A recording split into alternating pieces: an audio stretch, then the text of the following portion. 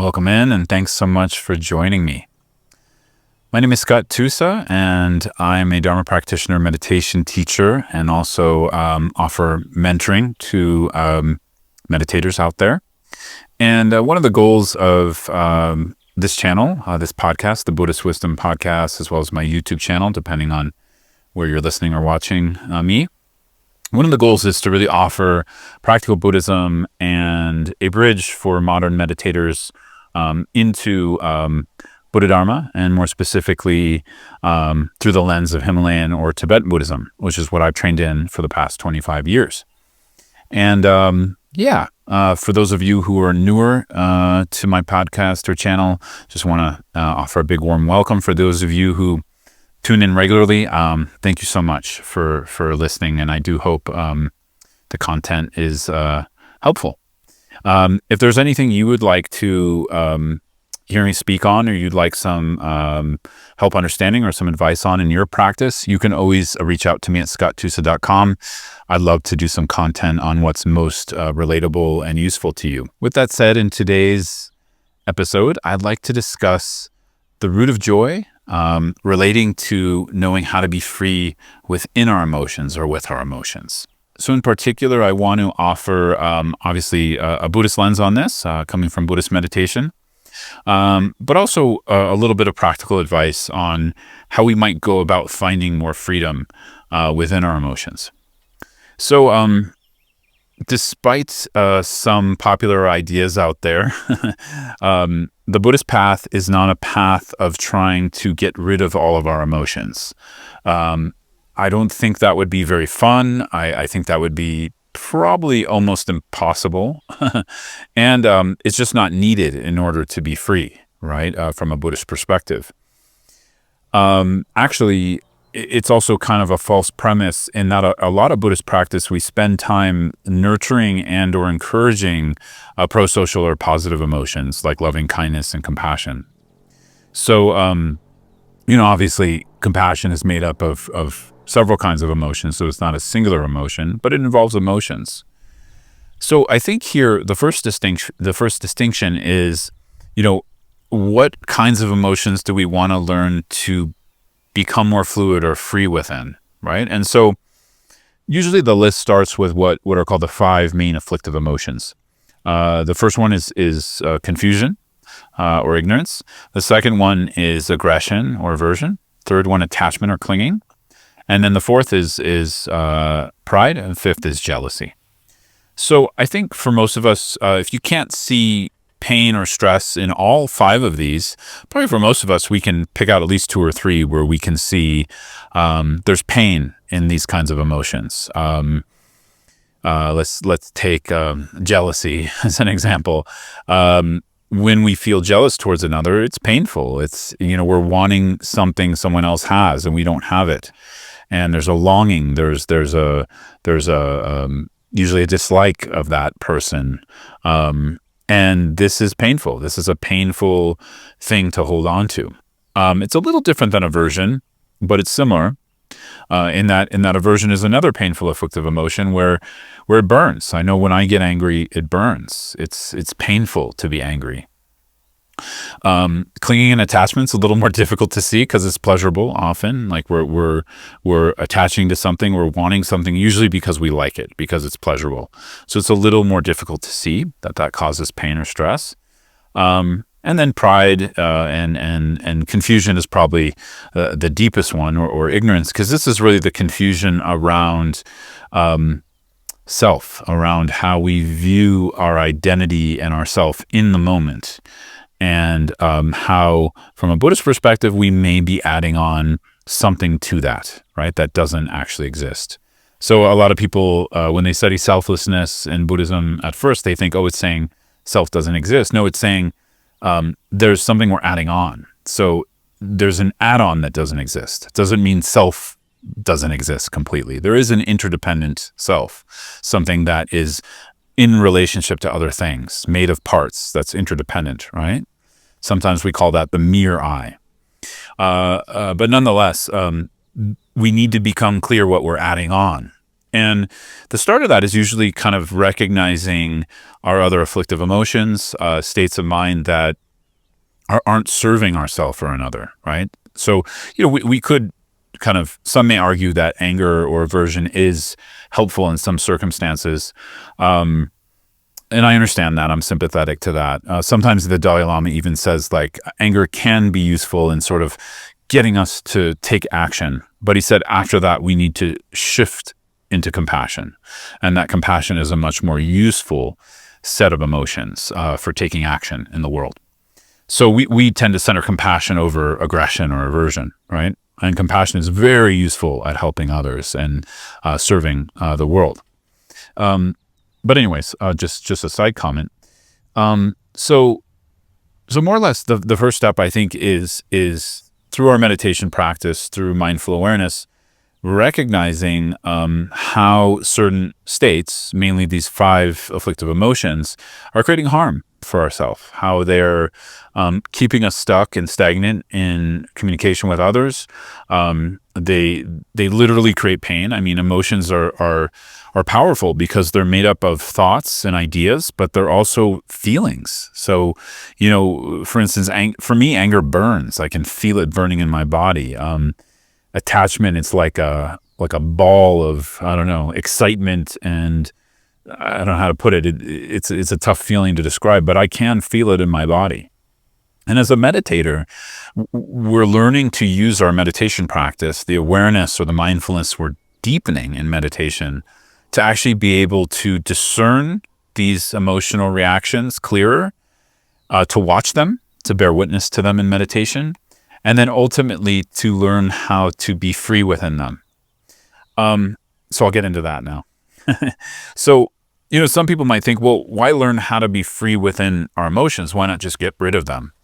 And as I pointed out, well, first of all, I don't believe we need to. Sure, I guess we could say as we travel the path of what's called the Bodhisattva Bhumis in the Mahayana tradition, eventually to Buddhahood, yes, the emotions do transform and or resolve. But when we're on the path, when we haven't yet realized Buddhist non-duality or emptiness, we need to work more skillfully, I think, with this. And the reason I say free within is that what I found is we don't have to necessarily get rid of emotion, get rid of an emotion to feel freedom within it. And I'll explain what I mean. And there's many ways to do this, right? And just to be clear, I still get caught in my emotions and I still get overwhelmed by them and still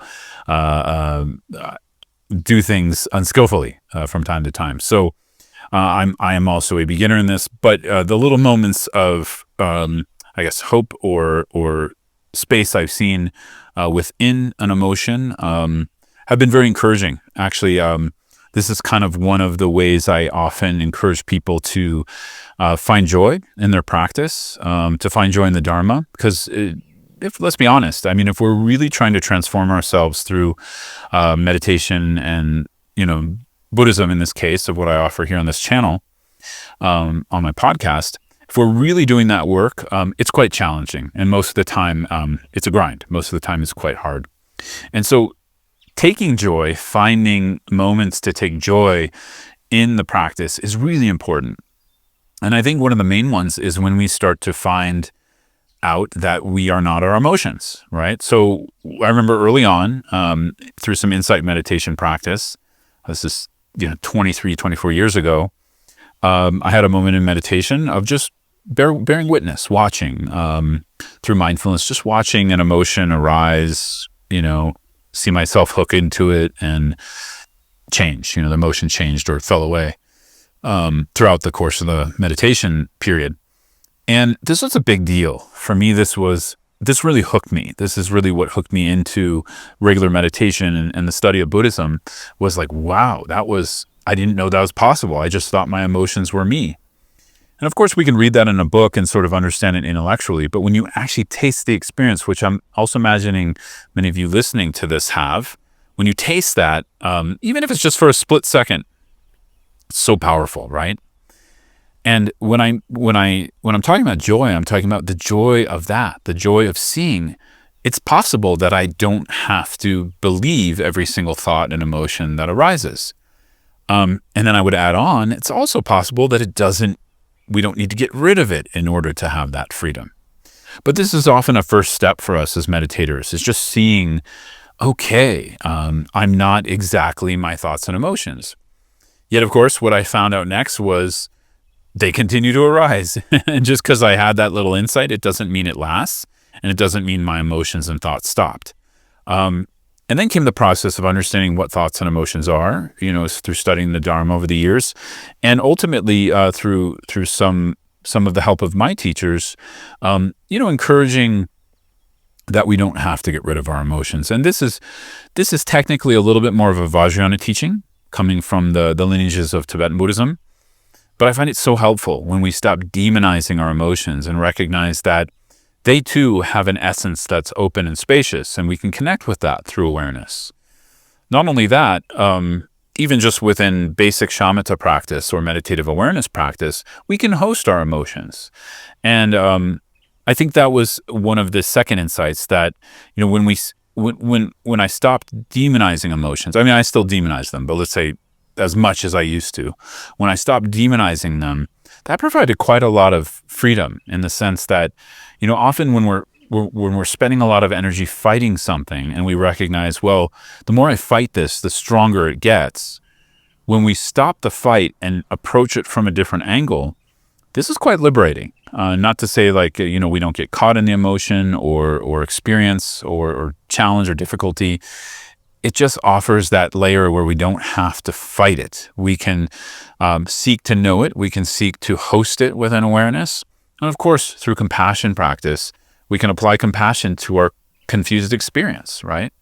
An understanding that we experience confusion, that we experience pain, dissatisfaction, stress, and suffering, that we experience difficult emotions.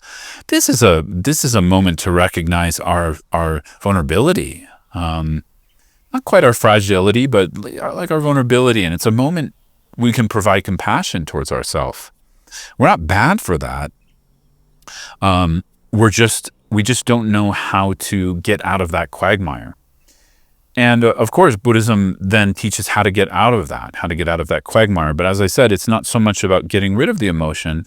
It's through watchfulness, hosting it with an awareness, not demonizing it, not making it an enemy. And then through the teachings on Buddhist non-duality or emptiness or selflessness, we can start to see that emotion exists interdependently. That emotion doesn't exist always in the way it appears. Meaning the emotion, of course, is usually in relation to an object, right? So we're the subject experiencing the emotion, and it's usually in relation to another person or a situation, something that happened. And we create all kinds of narratives. But when we seek to watch narrative rather than hook into the narrative or bite the narrative, right, we can start to question its reality. And this doesn't mean we're trying to prove it doesn't exist at all. That would be nihilism. But what we are doing is opening up the space to see, does it exist in the way it appears? That's more the question from Buddhist non-duality. I mean, there's many questions, but that's really a core one that I use. Does it exist in the way I'm experiencing it, or the way the narrative is playing out in my mind? Does it exist that's what we mean by appear. Does it exist in the way it appears, or I'm assuming it is, right? Just that question, just that doubt is like a bomb onto confusion. It is like throwing a wrench, throwing a stick in wheels turning, right? It just boom, everything falls apart, or has the potential to. So these are big deals, even these small questions. When we start to question, is this the only way to look at it? Is this the way it exists? Can it exist in another way? We're never asking, how do I find its non-existence? Like, the Buddha didn't teach that. That's not useful, right? We are asking, but what we are asking is, where is this narrative? Where am I adding on to this narrative that doesn't need to be there? Where can I be with just the experience of it as it is, right? And ultimately, this is where we find genuine freedom in our emotions, because we also recognize the emotions are energy. right? Their energy in the body, their narrative and karma and cause and effect playing out in the mind. And we can just do that. We can let it be a play of mind. We can let it arise, abide and fall. And as we strengthen awareness, we can host it. As we strengthen compassion, we can bear witness to it without judgment. And ultimately, we can see that it doesn't exist in the way it appears. Someone might ask, well, how does it exist? I already said, we use the terms like interdependently or in relationship in Mahayana Buddhism. There's many ways to describe that, just trying to keep it simple here. But ultimately that, despite the jargon and the words, this needs to be seen directly. And ultimately it becomes joyful, right? So as I said, personally, I'm still working on this. But the tiny moments I have had in practice, it's very joyful, right? Because then we are in control of our experience. We are not the one being pulled along, we become the driver, and we can choose how we want to interact in the world. And I think one of the most important things is, this may be a little bit controversial, but I like to sometimes mix it up a little bit. We don't have to be a victim. We don't have to, there's no one to blame, right? And I have to be careful here because it's not saying you're to blame for somebody doing something bad to you, right? Of course, how do you say it?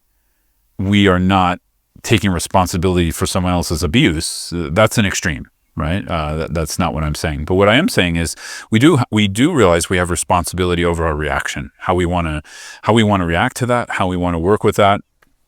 And we then have we're in the driver's seat. We have the ability to choose how our suffering plays out from that, right?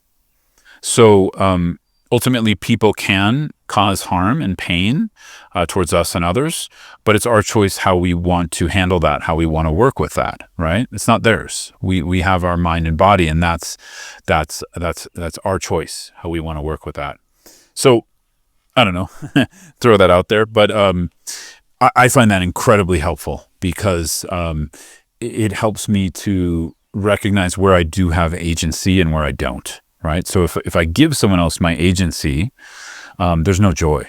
There's just blame and anger and sadness, all of that, right? But when I can recognize where I have agency, then there can be joy in freedom and finding space within emotion and finding compassion, right? So I'll leave it there for now. As always, I love to hear from you if this is helpful in your practice. Any ways you work with this in your meditation practice or in your daily life, I love to hear that as well. So with that said, thanks so much and see you soon.